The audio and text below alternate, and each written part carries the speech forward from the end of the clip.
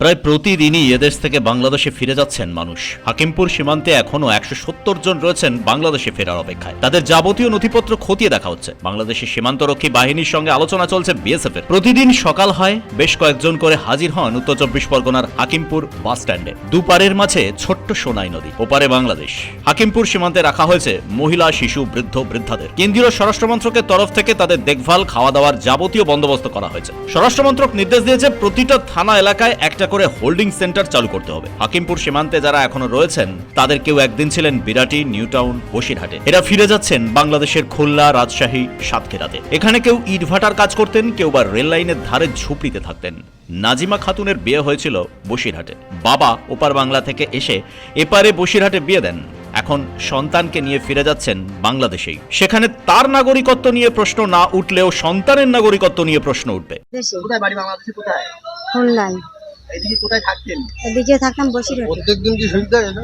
বসিরহাটে থাকতাম। বসিরহাটে কোথায়? বসিরহাটে গন্ডিরহাট। গন্ডিরহাটে? হ্যাঁ। ফিরে যাচ্ছেন কেন এখন? ফিরে যাচ্ছি, আপনাদের সরকার থাকতে দিচ্ছে না তাই। কত বছর আগে আসছিলেন বাংলাদেশ? আমরা এসেছি আমার 7 বছর বয়সে। 7 বছর বয়সে? হ্যাঁ। কোনো কাগজপত্র নেই? ভোটার না, আমার আব্বাজি করিনি। আমার আব্বাজি পাশে বিয়ে দিয়েছে, চলে গিয়েছে। কোথায়? যশোর জেলা নড়াইল থানা। এখানে কোথায় থাকতে? এখানে থাকতাম মধ্যম গ্রাম। কতদিন আগে এসেছিলেন বাংলাদেশ থেকে? 5-6 বছর আগে।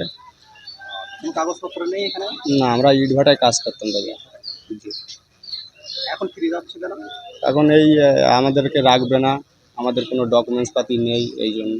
সাতক্ষীরা জেলা, সাতক্ষীরা কোথায়? সামনাগর থানা, নরবি। এখানে কতদিন আগে এসেছিলেন? এই আমি 3-4 বছর হয়েছে। কোথায় থাকতেন? কোথায় এদিকে? গনি, উনি কোন জেলা? নিউ টাউন থানা। নিউ টাউন থানা।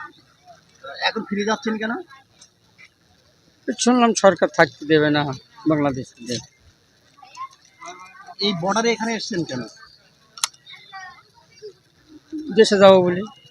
খোলা আকাশের নিচে রাত কাটাচ্ছেন অনেকেই। বিএসএফ যাবতীয় নথি দেখার পর তাদের পুশব্যাক করছে ওপারেই। বসিরহাট থেকে নামুল হকের রিপোর্ট, পূবের কলম ডিজিটাল।